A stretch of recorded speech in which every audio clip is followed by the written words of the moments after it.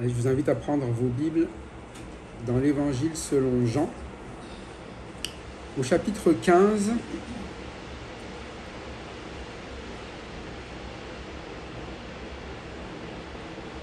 Évangile selon Jean, chapitre 15. Donc, on a terminé le chapitre 14. Vous vous rappelez, c'est quand même Jésus qui s'adresse à ses disciples toujours. Et qui leur rappelait bien un événement futur quand même, qui va se passer. C'est-à-dire qu'il va leur laisser sa paix, il va laisser une paix et qui est celle d'avoir l'Esprit Saint qui va rappeler aussi tout ce que le Père a enseigné. Et cet Esprit, il ne va pas changer ce que le Seigneur a enseigné parce qu'il n'y a qu'une seule façon de plaire au Seigneur, c'est de garder les paroles du Seigneur, de garder les paroles qui lui ont été données d'être annoncées pour ses disciples par le Père. C'est le Père qui a envoyé le Fils, et le Fils a fait connaître le Père sur la terre, comme il l'a dit, si vous avez vu le Fils, donc vous avez vu le Père. Et pour Philippe, par exemple, c'était un peu difficile, il demandait toujours où est le Père, et pourtant il a dit, mais tu m'as vu. Et en fait, il n'avait pas encore eu cette confiance-là, donc il leur annonce quand même qu'il va leur rattraper, ils vont avoir l'esprit, ils vont avoir cet esprit qui va leur donner de ne pas être troublés lorsque le Fils va partir.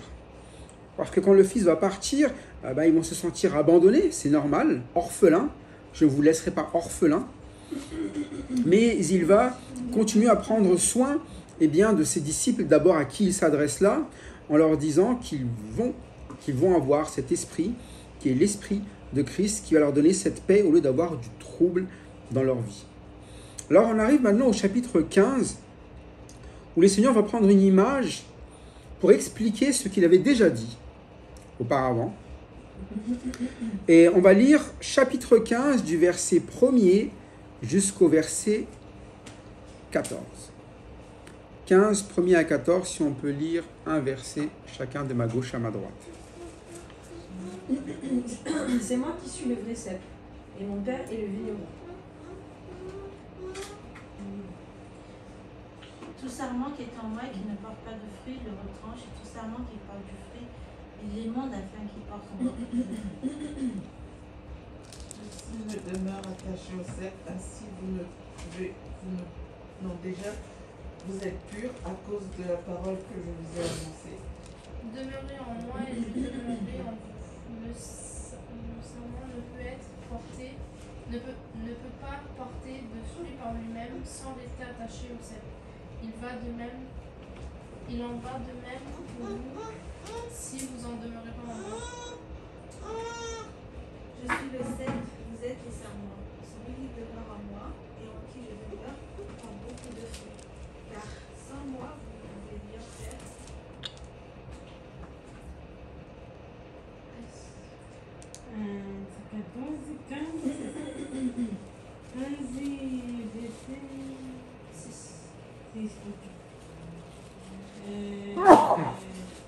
Si quelqu'un ne demeure pas en moi, il est jeté dehors comme les sarments et il sèche.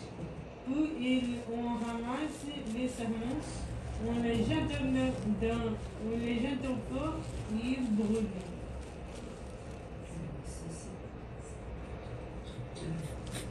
Si vous, donc, elle mourit, mais par mots,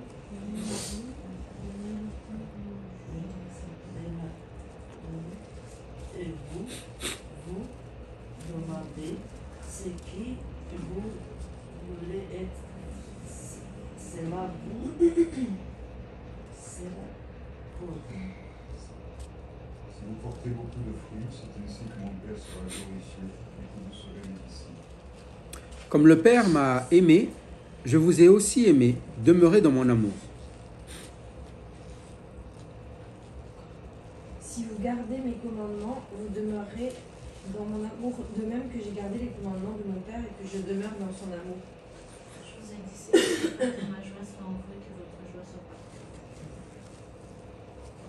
C'est là le commandement, aimez-vous les uns les autres, comme je vous ai aimé.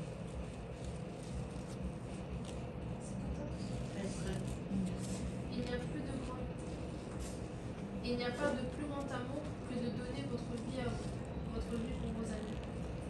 Vous êtes mes amis si vous faites ce que je vous commande. Ici, on a une image, en fait, qui est censée nous rappeler ce qui nous a vraiment déjà été dit depuis. Il n'est pas en train d'annoncer quelque chose de nouveau, il est en train de ramener à une image. C'est un peu ce qu'on appelle une parabole. Une parabole, c'est fait pour regarder quelque chose et mieux le comprendre de ce que c'est que la vie avec le Seigneur. Mais il n'y a rien de nouveau ici. Il est en train de rappeler juste que c'est lui le vrai. C'est-à-dire que jusqu'à maintenant, eh bien, les gens cherchaient à gauche et à droite, mais il est le vrai cep. Le cep, c'est le pied. C'est-à-dire, c'est là d'où sortent toutes les branches. C'est-à-dire que il est le cep et c'est là qu'il faut être attaché. Mais il l'avait déjà dit avant. Vous vous souvenez, il l'a dit dans plusieurs façons. Il a déjà dit qu'il était ce pain de vie, c'est de lui qu'il faut se nourrir. Le vrai pain qui descend du ciel, c'est lui. Il avait déjà expliqué qu'il était la vraie lumière. Il a expliqué qu'il est le vrai. Et il est la vérité. Il a encore redit, il est la vérité. Et parfois, eh bien, lorsque nous comprenons pas cela, nous allons chercher ailleurs que dans la vie du Seigneur, dans la parole du Seigneur, ce qu'il faudrait faire. Mais pourquoi est-ce qu'il insiste en disant « je suis le vrai cep » ? C'est-à-dire qu'aucun sarment ne vit par lui seul, par lui-même. Ce n'est pas possible. Et ce n'est pas n'importe quel cep. C'est le cep du vigneron, du Père. C'est-à-dire, il est ce que le Père a voulu qu'il soit. Et il a été envoyé tel que le Père l'a demandé. Donc, c'est à celui-là qu'il faut être attaché. Parce que c'est ce que le Père a annoncé depuis. Le vigneron, le propriétaire, le maître de tout. Et lorsque nous avons cette explication, ça permet à des gens qui ont l'habitude eh bien, de voir de ce que c'est qu'un cep, un sarment, de se dire simplement, mais c'est vrai qu'on ne peut pas vivre sans lui. Mais il s'adresse toujours ici à ses disciples. Vous savez que depuis un certain temps, il leur explique les choses. Il leur explique eh bien, comment est-ce qu'il faut aimer, comment est-ce qu'il faut travailler eh bien, au milieu de ce monde, comme lui-même a travaillé dans ce monde, c'est-à-dire qu'il a accepté même eh bien, de ramener cette parole à des personnes qui l'ont rejetée, qui ne l'ont pas aimé, des personnes qu'il a servi alors qu'ils vont le trahir. Il a mis le comble à son amour, eh bien, en servant même Judas. Judas qui va le trahir, Judas qui l'a prévenu, qui l'a averti, et pourtant il continue eh bien, à être dans ce qui n'est pas pur, c'est ce qu'il va expliquer. Il y en a un qui n'est pas pur, c'est Judas. Mais il leur explique vraiment qu'il faut s'attacher à lui. Pourquoi ? Eh bien parce que tout sarment qui est en moi et qui ne porte pas de fruit, il le retranche, et tout sarment qui porte du fruit, il l'émonde, afin qu'il porte encore plus de fruits. Alors ici, rappelez-vous, c'est une image.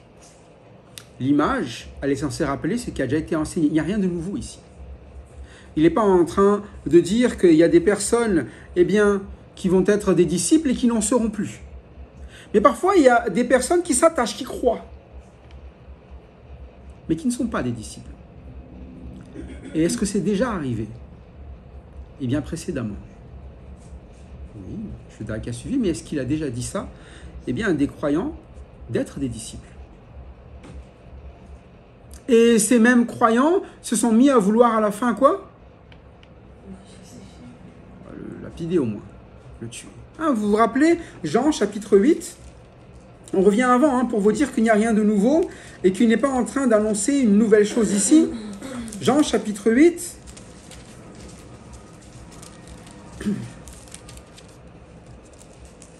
Verset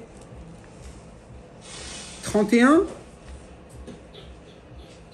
Il y a des personnes qui se sont attachées à lui d'une certaine manière, verset 30-31. Est-ce que quelqu'un peut lire 30, 31, 32 même. Jean 8. Comme Jésus parlait ainsi, plusieurs crurent en lui. Il dit aux Juifs qui avaient cru en lui, si vous demeurez dans ma parole, vous êtes vraiment mes disciples. Vous connaîtrez la vérité et la vérité vous affranchira. Vous voyez? Donc il parle de personnes, il dit quoi? Comme Jésus parlait ainsi, plusieurs crurent en lui. Et parfois les gens se disent, ah ben tiens, eux ils ont l'air d'être des chrétiens, ils parlent de Jésus-Christ. Ils croient en Jésus-Christ. Ils sont là devant Jésus-Christ. Et on peut avoir ça même dans une assemblée, des personnes qui sont là tout le temps. Est-ce que ça veut dire pour autant que ce sont des disciples? Non. Pour la bonne et simple raison que des disciples, ce sont ceux qui demeurent dans la parole. Et c'est ce qu'il a expliqué. Celui qui m'aime, c'est celui qui garde mes commandements. Et il va le répéter encore ici. Demeurez dans mon amour. Hein? Si vous avez lu verset 6, qu'est-ce qu'il dit? Si quelqu'un ne, il va utiliser le terme, demeure pas. Donc on parle vraiment de demeurer. On ne parle pas d'un Christ qui est un Christ passager, qu'on aime bien, un Christ qui est une activité d'un jour. On parle vraiment d'être attaché. Quand vous êtes attaché jusqu'à quand? Toujours. Et quand vous êtes attaché, vous vivez par le cep. C'est pour ça qu'il dit, tout sarment qui en moi et qui ne porte pas de fruits, est-ce qu'il est vraiment attaché? Est-ce que c'est possible de ne pas porter du fruit quand on est vraiment en demeure? Et c'est ça qu'il est en train d'expliquer. Il retranche, c'est-à-dire qu'il ne fait pas partie même de ce corps. C'est pour ça qu'il dit, tout sarment qui porte du fruit, par contre, il ne le retranche pas. Il a une autre manière de faire. C'est émonder. C'est quoi la différence? C'est pas coupé entièrement, c'est coupé à des endroits de manière à ce que le sarment se porte beaucoup plus de fruits. C'est ça. On coupe pour pouvoir donner de nouvelles possibilités d'avoir du fruit. Mais retrancher, il n'y a plus de... Il n'y a pas de part. Et parfois, nous sommes là, vous savez, à l'écoute de la parole, nous pourrions puiser, et parfois les gens sont là, mais ils ne prennent pas. Et comme ils ne prennent pas, ils ne demeurent pas, ils ne gardent pas le commandement, à quoi donc ça sert? On entend, on croit, on dit, mais quand il faut le garder, quand on garde quelque chose, c'est qu'on l'emmène avec soi partout où l'on va. Et ici, il dit, il retranche tout sarment qui ne porte pas de fruits. Il l'émonde, par contre, celui qui porte du fruit, afin qu'il porte encore plus de fruits. Ça se verra encore plus qu'il fait bien partie de cette vie, qu'il est bien attaché à quoi? Au cep. Et c'est ça ce qu'on appelle la croissance spirituelle. Quelqu'un qui est au Seigneur et quelqu'un qui grandit avec le Seigneur. Mais par des moments où ça va être difficile. Ça ne veut pas dire que, bien sûr, tout est facile, il n'aura pas... Non, il va falloir qu'il se fasse émonder, il y aura des choses qui vont être coupées dans sa vie. Et vous savez, couper, ça fait quand même mal. Il vaut mieux avoir coupé pour porter plus de fruits que d'être retranché. Et quand vous acceptez la parole de Dieu, elle vous demande parfois de couper certaines choses de votre vie. Mais quand vous ne l'acceptez pas, c'est vous entier que vous retranchez de ce que le Seigneur voulait vous faire vivre. C'est pour ça que dès le début, il a parlé, ceux qui sont enfants de Dieu, ce sont ceux qui reçoivent la parole.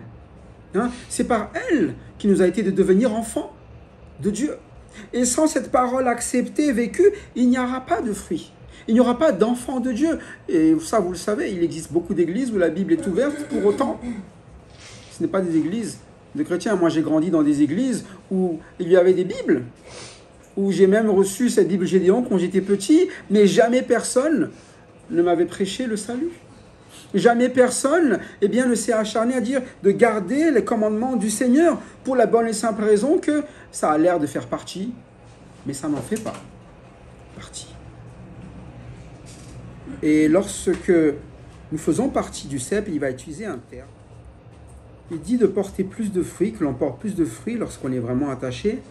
Mais déjà, il va nous expliquer le statut déjà des personnes qui sont attachées. Il dit quoi? Déjà, vous êtes... Le terme exact. Hein. déjà vous êtes purs. Ce n'est pas la première fois qu'il leur dit.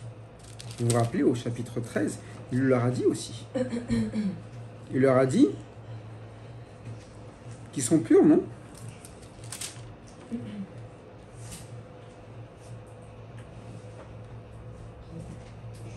Vous vous rappelez, chapitre 13,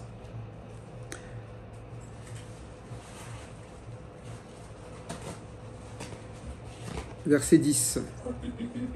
10 et 11. Qu'est-ce qu'il dit ici?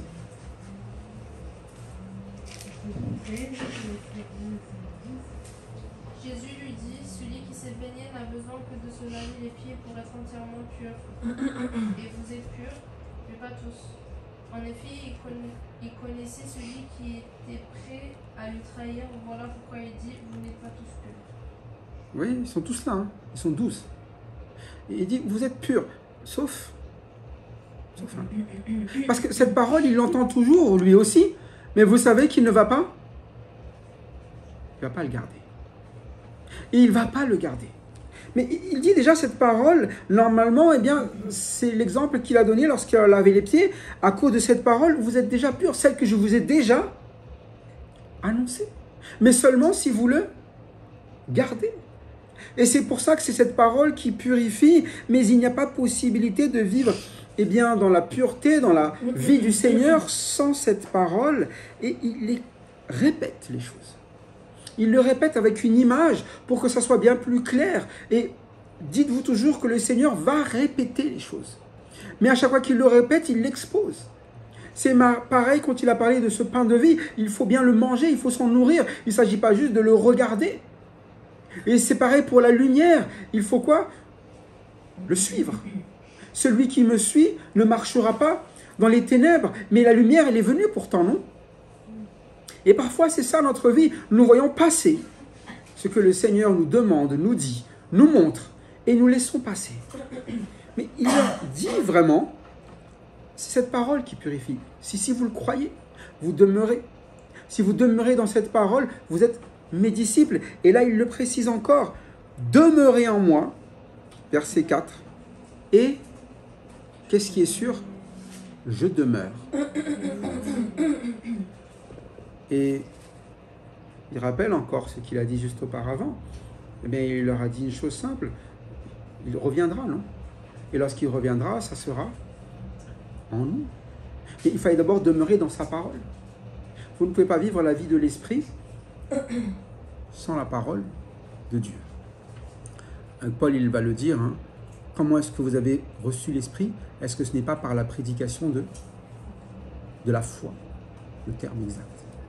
La vie de l'esprit ne se vit pas sans la parole de Dieu. C'est l'esprit de vérité, c'est ce qu'il a dit juste avant.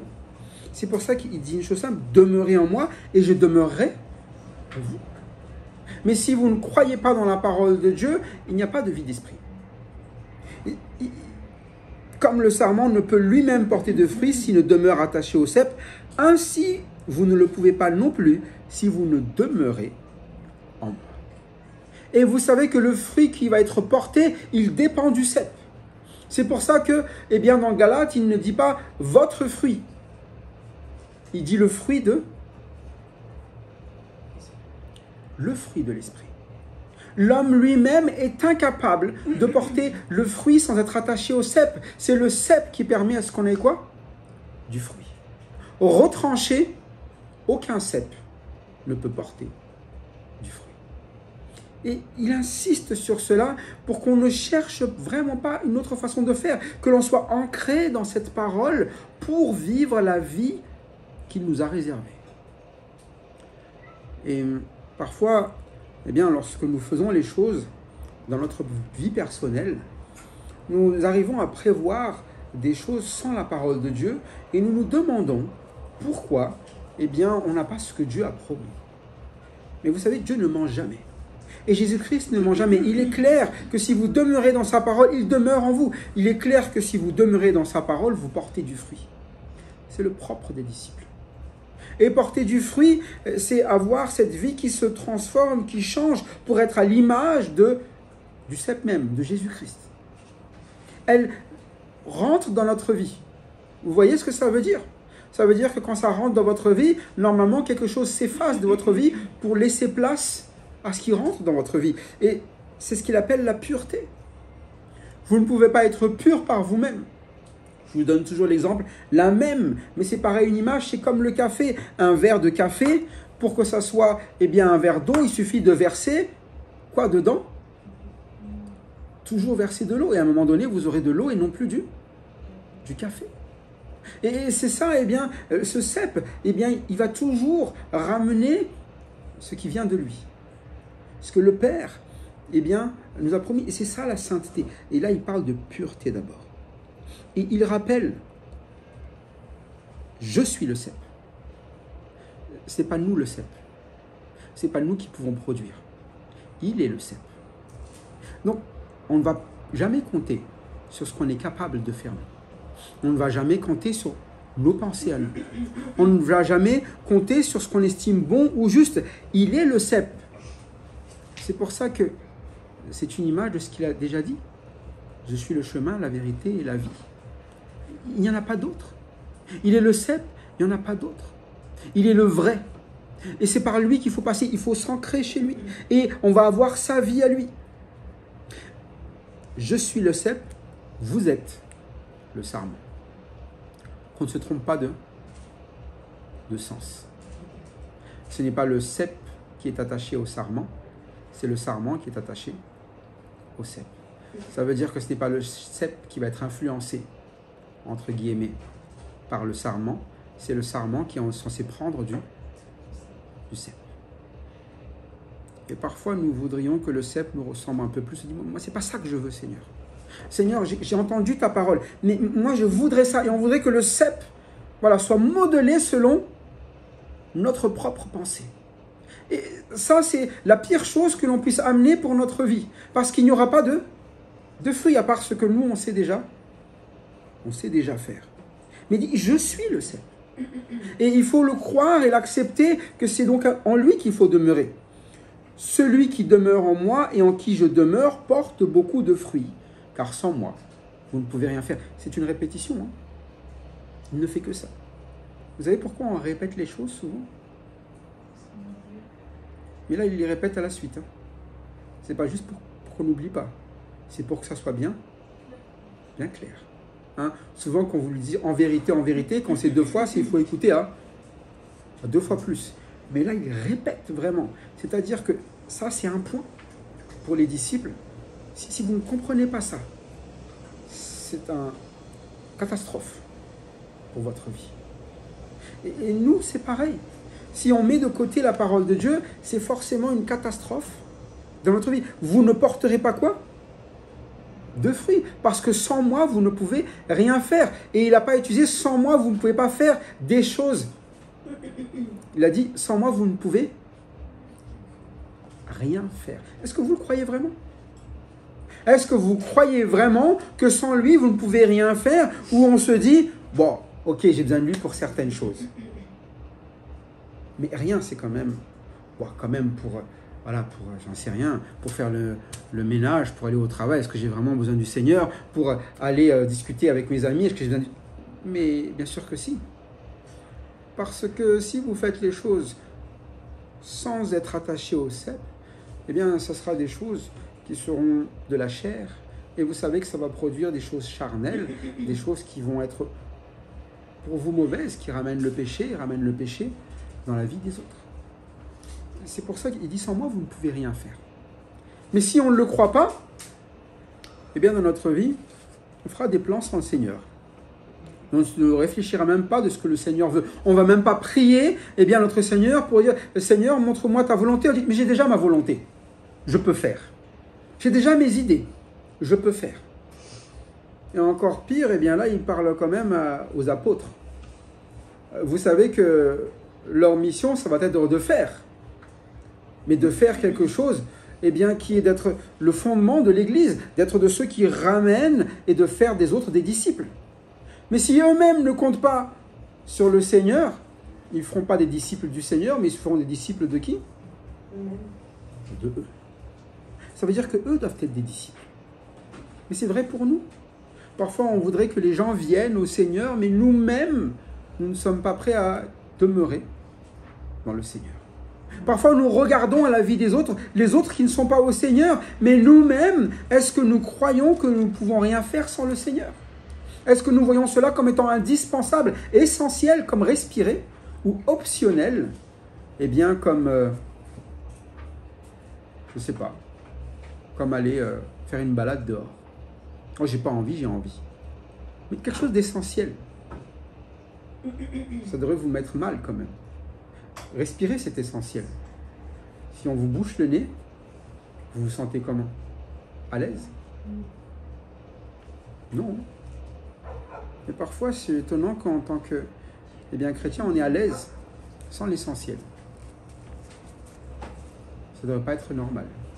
On est à l'aise sans être dans la parole de Dieu. Mais là, ça veut dire qu'on commence à avoir des problèmes. On ne demeure pas. Et c'est ça qui le Seigneur avertit. Vous vous rendez compte que Judas va être à l'aise.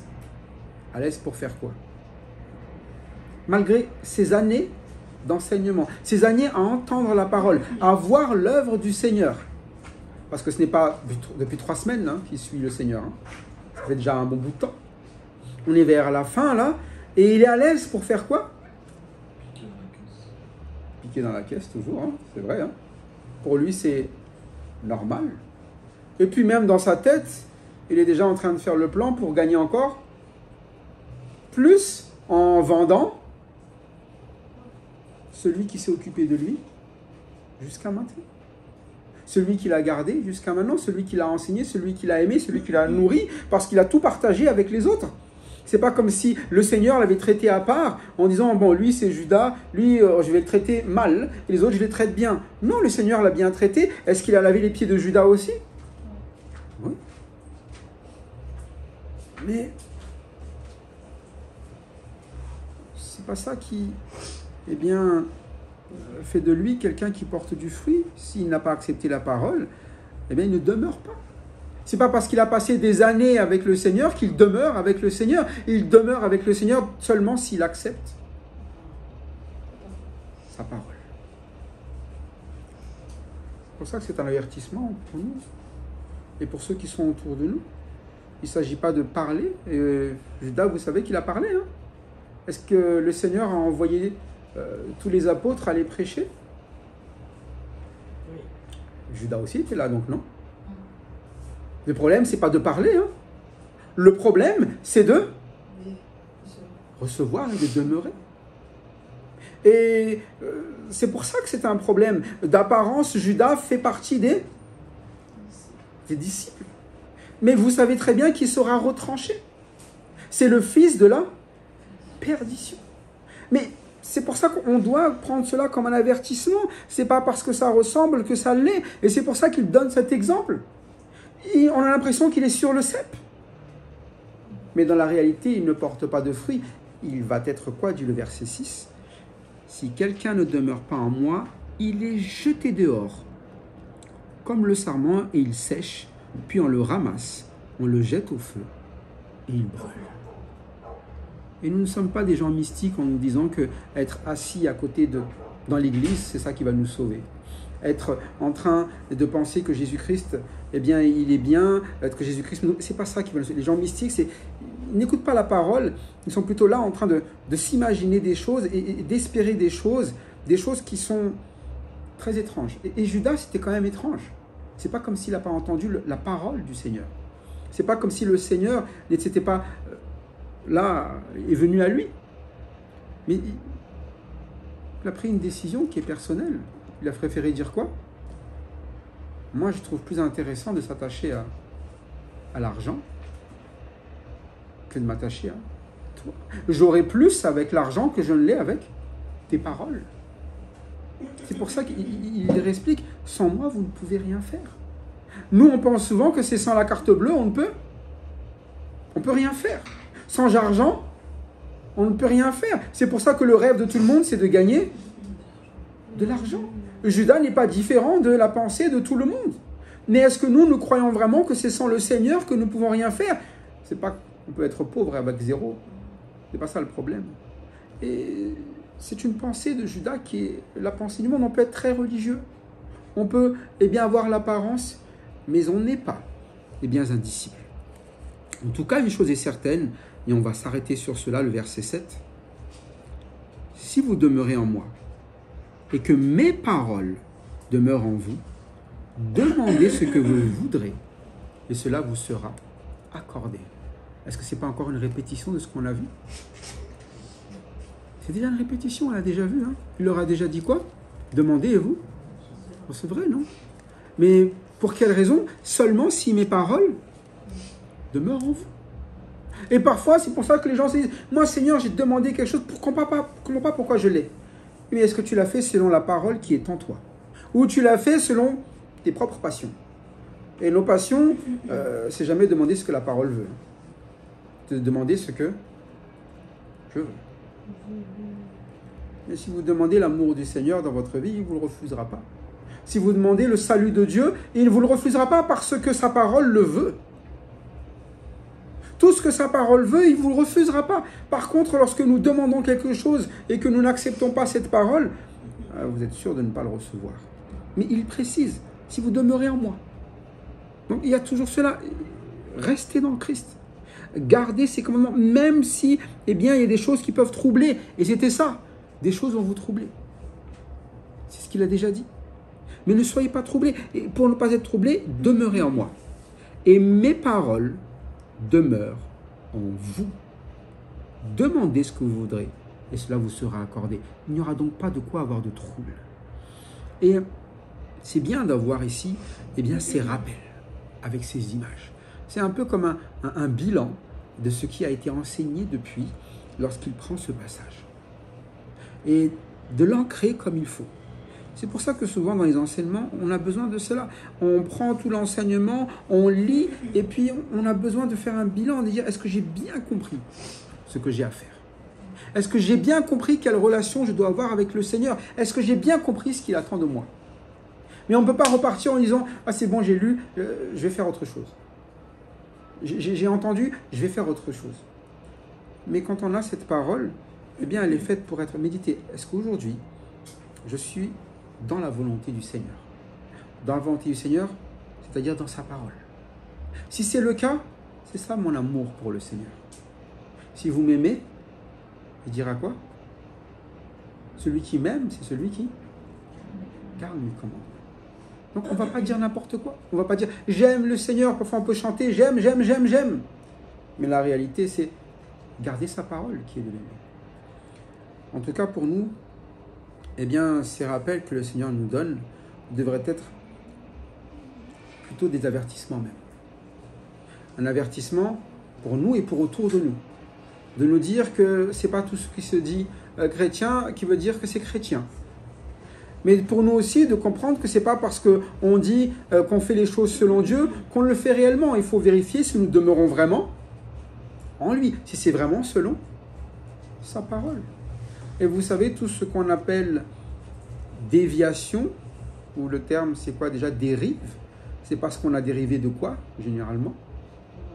De sa parole. Pas généralement, mais c'est sûrement ça, simplement ça. Que nous ne soyons pas des gens qui dérivent, et que nous soyons des personnes attachées eh bien, au cep, le vrai, pas à un autre. Et soyons toujours attentifs de savoir justement qu'est-ce qui plaît aux gens vraiment dans l'Église, qu'est-ce qui attire les gens. Est-ce que c'est la parole ou c'est autre chose? Si c'est autre chose, alors c'est que c'est un problème. Pas présent, mais futur, ça c'est sûr. Que nous soyons des exemples sur cela, des personnes attachées au Seigneur en gardant sa parole, afin que notre Dieu Tout-Puissant soit glorifié en Jésus-Christ, tout simplement. Amen. Amen.